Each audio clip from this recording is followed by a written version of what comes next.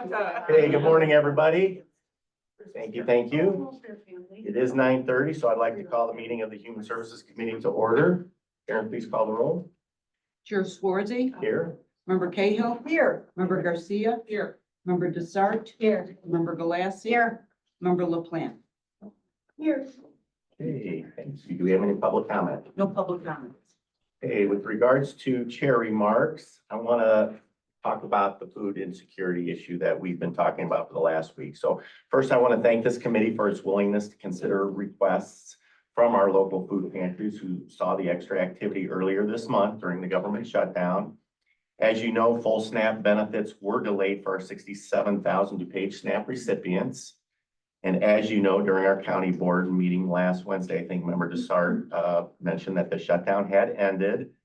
Then the very next day, Thursday, November 13th, the Illinois Department of Human Services announced that the SNAP recipients in Illinois would receive their full month's benefits by November 20th, before our next county board meeting. So therefore, the urgency to meet what we thought would be escalating needs at the pantries appears to have abated, at least at this time. So, and as many of you know, the bill passed in Congress provides SNAP benefits through September, but it also includes SNAP program cuts that will impact 360,000 Illinoisans and certainly tens of thousands of DuPage County residents.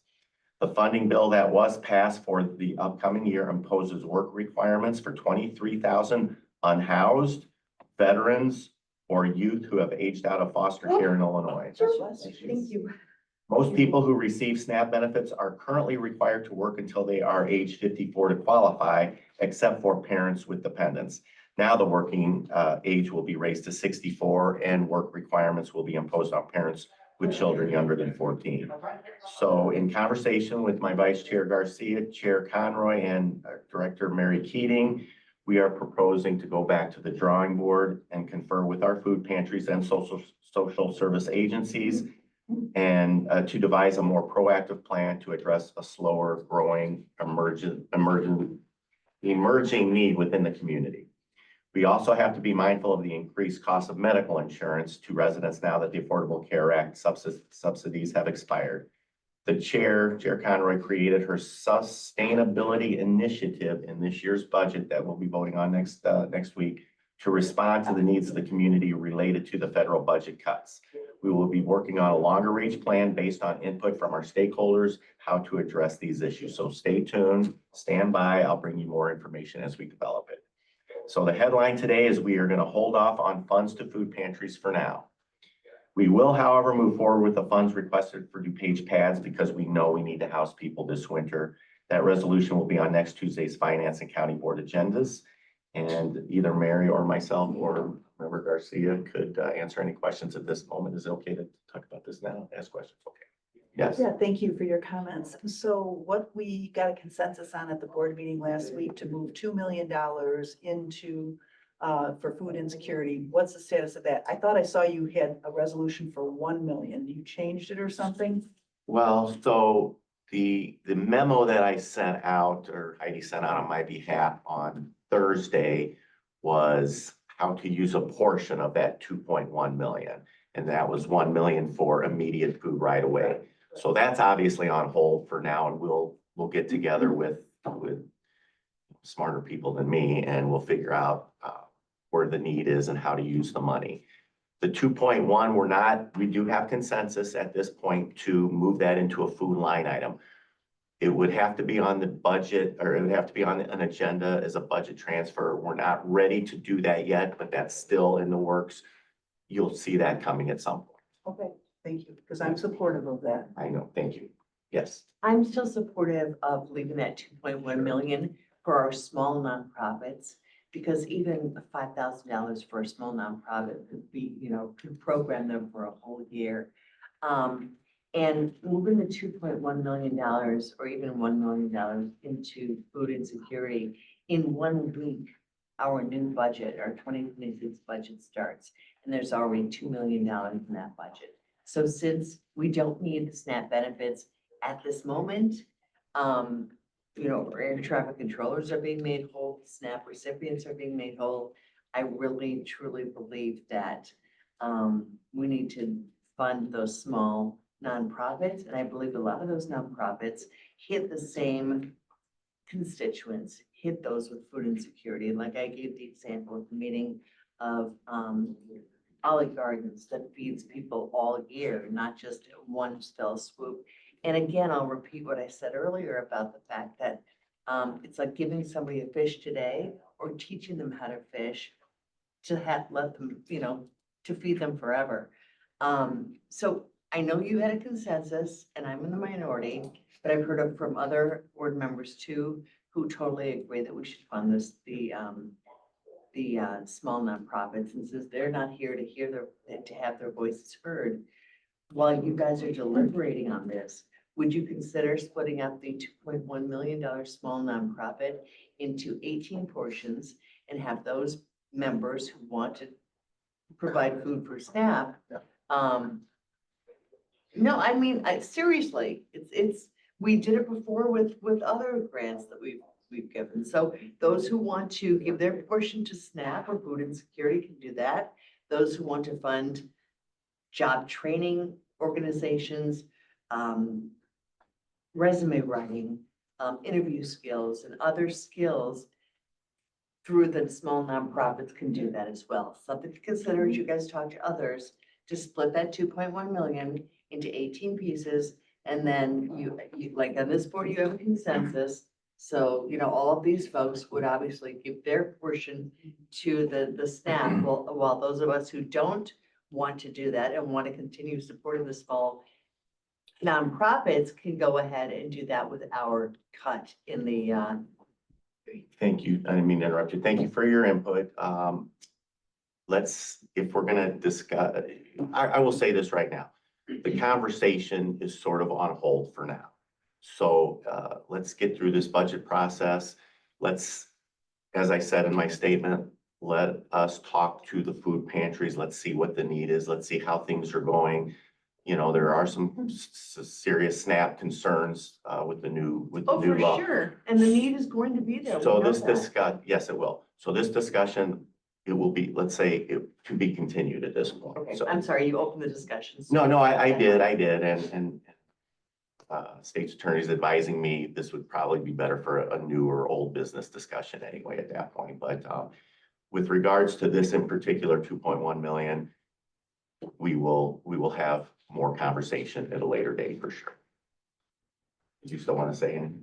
No, because we'll talk about it at a later Thank you date. very much, Mhm. member. Okay, thank you. Any other comments from our membership? Okay, move on to the approval of minutes. I'll take a motion to approve 2798, the Human Services Committee regular meeting minutes from November 4th, So moved. 2025. Second. Any discussion? All in favor, say aye. Aye. Opposed? Thank you. Now on to a recognition for a length of service award for Janet Cather, 15 years in community service. I'll turn it over to Mary Keating.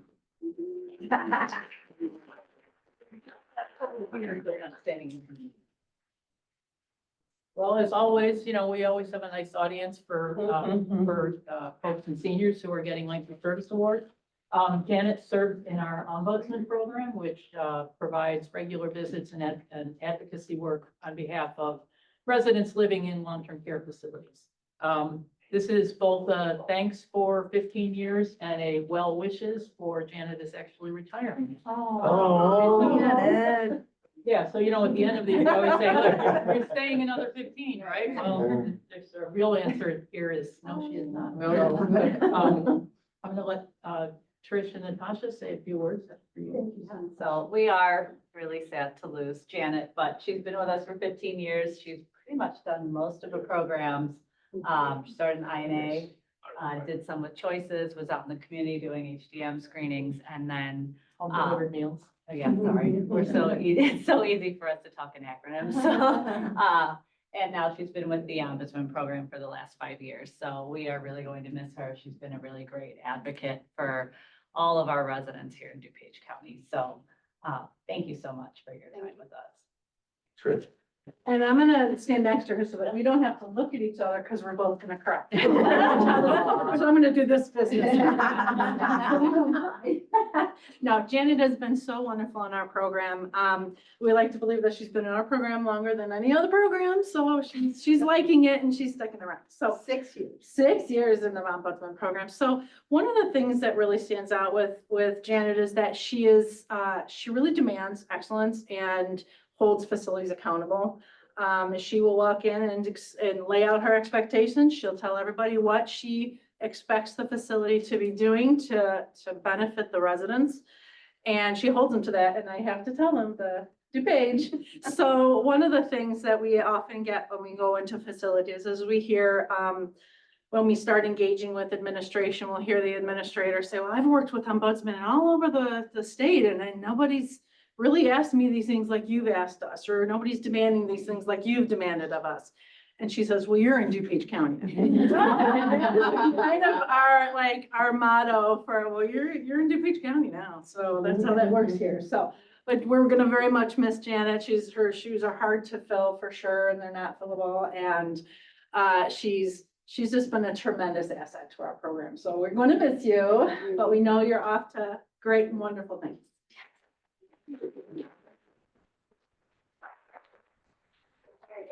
I just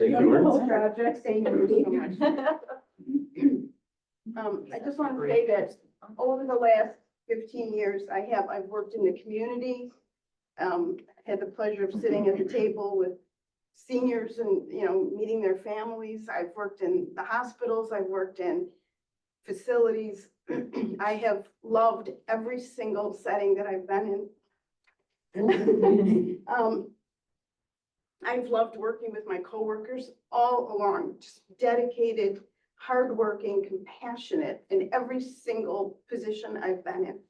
Every supervisor that I have worked with, I can honestly say, has been supportive and just so experienced and very sensitive to the dedication and the investment that all of us have to make to do the work that we do, and the support that we all feel from the supervision all the way up has been wonderful.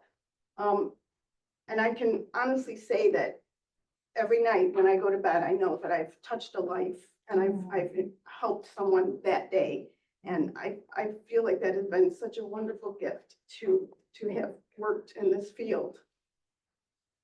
I want to thank my ferocious team of ombudsmen who make every day wonderful, who are so supportive, who are an amazing team of advocates. And even in the hardest days, you make it a really wonderful place to work. I'm so happy to be part of you. I just want you to know that I will be forever very, very grateful and proud to have been a part of DuPage County Senior Service.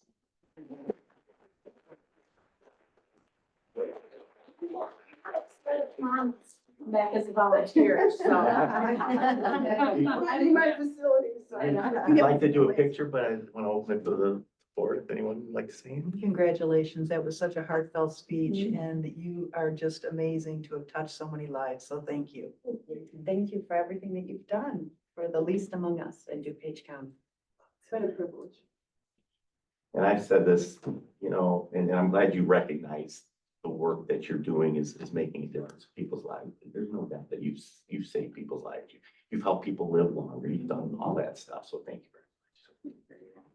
Can we do a quick photo? Oh, yeah. I was just gonna say, such an important, demographic in our community, and I just thank you for serving them. And I have elderly parents, and I know the needs they just grow as the years go on. So knowing we have people like you to help them just is amazing. So thank you.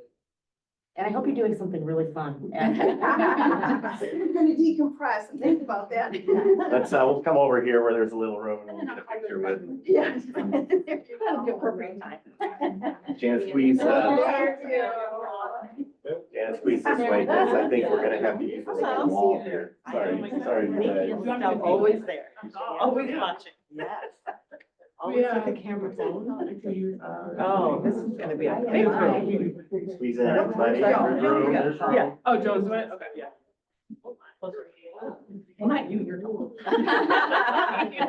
Can you get us all? There you go. You're always kind of blocked. Hang on one second, friends. I'm gonna move these chairs. Let's. Dressing. Thank you. Thank you, sir. Appreciate it. It's the big group, so I want to get everybody in. All right. See if, yeah, nice. Craig, you're in it too. Just kidding. JK.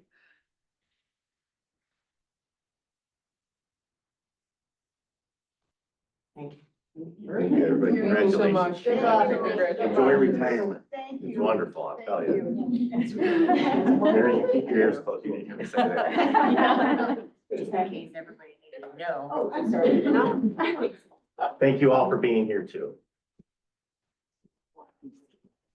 Thank you so much. You can stay. Thank you, Janet. Okay. Move on to item 7. I'll take a motion to approve item HSP 5525.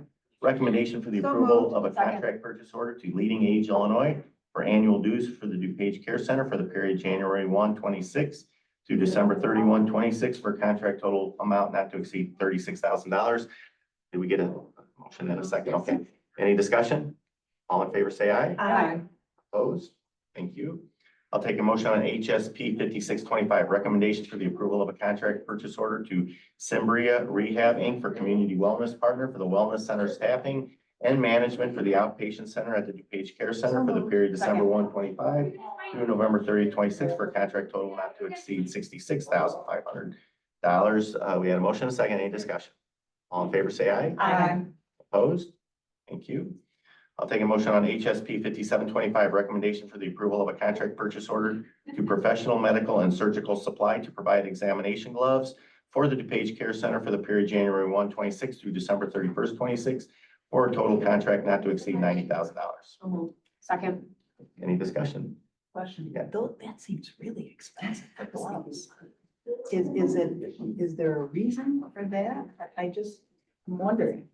Is, I mean, it's needed, necessary, of course, I would support, it just seemed like a lot of gloves, $90,000. anyone from the care center on Zoom? Oh, Janelle. Yep, Anita can speak to it. Go ahead, or unless you want me to, Anita. No, go ahead, Janelle, sorry. Sorry. Yeah. I didn't know I was gonna make it on time from an appointment. So yes, $90,000 in gloves is absolutely how many gloves we go through. When you think about the dirty clean process in just cleaning someone up and the number of glove changes. Plus, we have to use gloves that are powder free or latex free, and those are more. So absolutely. Gloves, incontinent products, and staffing are your most expensive items in a nursing facility. Thank you. Thank you very much. Any other questions? All in favor, say aye. Aye. Opposed? Thank you. I'll take a motion on HSP 5825, recommendation for the approval of a contract purchase order to Cimbria Rehabbing for physical, occupational, speech, and respiratory therapy consulting services for the DuPage Care Second. Center for December 1, 25 through November 30th, 26 for a contract total not to exceed $700,000. Any discussion here? All in favor, say aye. Aye. Opposed? All right, thank you, everybody. We do not have residency waivers, but I'll turn it over to Janelle for a DuPage Care Center update. Thank you, Janelle. Sure. Thank you, Anita, for being No prepared worries. for me. I will just say we did send the 90% complete to the state for 2 North, 2 Center, and 2 South. That went out last week. So now that the government shutdown has ended, we're hoping that will align well with when we need them to come in and inspect for occupancy. If they have a lot of backlog, I might have to call and beg some people to show up. But that I've done it before. So we're hoping that in the next month we could get that units opened and ready to move 1 North residents up to 2 North and begin the 1 North construction. So that is our goal. We do not have any COVID cases right now, so that is that is good as well. And I think that's it for me. Any questions? All right, thank you so much. Thank you. On to community services update with Mary Keating. Two things. First is good news. I think at the last meeting, I talked about the Glen Ellen project and it was kind of held up. Well, we were able to get the release of funds actually even before the shutdown ended. And so that allows now the village to go forward with their contract for demolition. So we should be good to go, which is great news. That's great news. And then not so great news, I think I've also mentioned the anticipated changes to the continuum of care program. So the continuum, HUD provides funds to communities under, it's called the Continuum of Care Program, which provides services for homeless service providers. We get about, I think we get about $8 million a year. We get a few of those grants in the department for our HMIS and planning work. But primarily it goes to places like Catholic Charities, PADS, Midwest Shelter for Homeless Veterans. In past administrations, there's been a very large emphasis on permanent supportive housing. That's for folks who were chronically homeless with some sort of disabling condition. And so we spend about roughly 60% of our funds on permanent supportive housing. The other programs include transitional housing, street outreach, that kind of thing. Those programs are also operated under a housing first model, which means individuals have a very low barrier to entry because the research and evidence shows that really people need to be stably housed before they can work on their mental health or substance use issues. And so the newest, and the other thing is in the past, there's been, they call it tier 1 and tier 2. So you get if your annual funding is, let's say $8 million, in the past, you've been able to put 90% of your funding into something called tier 1, which is basically just kind of protects those. And then the tier 2, about 10% is competitive. And so your communities strategize over how they're going to, what programs they want to be sure to protect, which ones they're going to put down in tier 2. If you want new programs, you can, you can kind of shift where you put those. But it's typically been about 90% has been in tier 1, sort of that protected tier 1, and 10% has been below. So the new NOFO just came out yesterday or the day before with really drastic changes. The new one, I'm sorry. No, I'm sorry, NOFO, Notice of Funding Opportunity. That's the announcement that the grant application process is opening. The tier 1 is now 30%, so only 30% of the projects are basically sort of protected. So that other 70% will be awarded competitively. And the other really drastic change is that only 30% of your total funding can go towards permanent supportive housing. So what that means is that we will absolutely have programs that are housing people right now that are likely to, they will lose that funding. So communities across the country are scrambling, trying to figure out what are we going to do. As I said, these individuals are, they all have a disability. Many of them are seniors. And so we need to identify ways that, is there other funding? Is there ways that we can remodel? The new administration is really pushing transitional housing models, getting individuals quickly employed and onto economic self-sufficiency, which is great, has its place, but we really need to be concerned about the folks who are currently in permanent supportive housing. There's places like New York where 90 or 100% of their funding goes towards permanent supportive housing. So this is a massive issue across the country. As I said, we'll be having meetings with the providers to try and figure out, are there any individuals we do have the potential to get into a transitional program? Or otherwise, how are we going to deal with the fact that the funding for the housing for these folks is going to be lost? The other change is that housing first models are no longer allowed. Individuals must participate in services from day one. And so that's a barrier to, that's a barrier, and that really goes against all of the evidence about what's the most effective way to get people successfully housed. So not great news.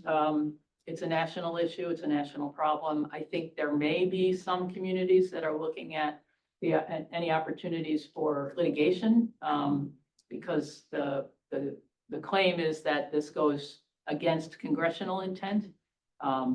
Congress created these programs, and so I don't know if that has legs. I don't know if that, if that will go anywhere, but in the meantime, we'll be working with PADS, Catholic Charities, Midwest Shelter, 360 Youth to figure out how we're gonna approach this. Any questions on this? Member David? Mary, thank you, Chair. Could you repeat the percentage for the housing first model? Could you repeat the numbers, the change that has happened? So housing first is out. We can't use housing first, the housing first approach anymore. Completely So that's gone. completely gone. Okay. Permanent supportive housing can now be no more than 30% of your total programming. So if we have $8 million, that we can't use any more than 2.4. Got it. And then only 30% of our funding is sort of in that protected tier one. Thank you. So, we could also be losing above and beyond that, that permanent supportive housing. Just follow up on what Member Heather said. So the other 7% or whatever, the other 70%, yeah. What would that be used for then specifically? Since it can't be used for that. Transitional housing programs, they're really pushing transitional housing programs. Street outreach, those are the two that I think will be the most often used. And, the good news is I believe someplace like Serenity House will probably now qualify where they wouldn't have before because they don't have a housing first approach. And so there may be opportunities for other organizations in DuPage to be able to, bridge communities comes to mind. They may have opportunities, but which is, You have to have somewhere for them to go to, Mhm. basically. What we know at DuPage for a lot of these people, especially those single moms with children and things like that. So we don't have accessible housing. So I understand that this is a circle of problems, I'm just gonna say. Okay. Question, Mary. So when you said the allocation is 30%, does this mean now our total funds will remain the same, but only a portion of it is allocated now to this piece of housing? So it would be reallocation of funds and we have to come up with new ways or something? what we don't know is if our annual demand will remain the same. So because 70% of it now will be allocated competitively. And so we don't really know, I don't know yet, hopefully I'll know that soon, what the metrics are for how we will be scored. And, we've had a big emphasis on permanent supportive housing. So we have some transitional housing, specifically with 360 Youth. But if that's our measure, we don't have like massive successes with transitional housing because it's not something that we've emphasized. Okay. So we don't really know. Lisa Snipes, who's our continuum planner and who is amazing, she's very much on top of this. I'm actually meeting with her at 11. So she's done a full analysis of, what does it look like for us and. Okay, you know, thank where you. can we- That's fine. Well, and that was my question. Is there a way to figure out how many DuPage residents this may affect? I think there's about 600 people in permanent supportive housing. So we're potentially talking about, 300. Yeah, remember you. Thank you. So with regard to the 18.1 sustainability initiative for 2026, can any of that money be used towards the fact that we're going to be losing a whole bunch of funding from Virginia? Is there a way to allocate it or reallocate the community services budget in such a way to kind of help with this? Are you talking chairs in the chairs budget? I think there's the potential to be able to use that for the, I mean, that's what it was designed for things like Yeah. this, so. Yeah. Member Glass. Just so I'm understanding this, is PADS, is that considered permanent support? Not the interim housing center, but PADS has a significant number of permanent supportive housing units. Okay, so part of the center would be the more transitional aspect. It's not, well, I'm not sure if they qualify as transitional housing, because transitional housing is typically a 2-year program with, project goals and so whether the interim housing center would qualify as transitional housing, I don't know. I don't know what the specific definition is. Okay. All right, thank you. Any other questions for Mary? Thank you so Okay. much. Okay, on to old business. Okay, seeing none, on to new business. Okay, without objection, we are adjourned. Thank you very much, everybody.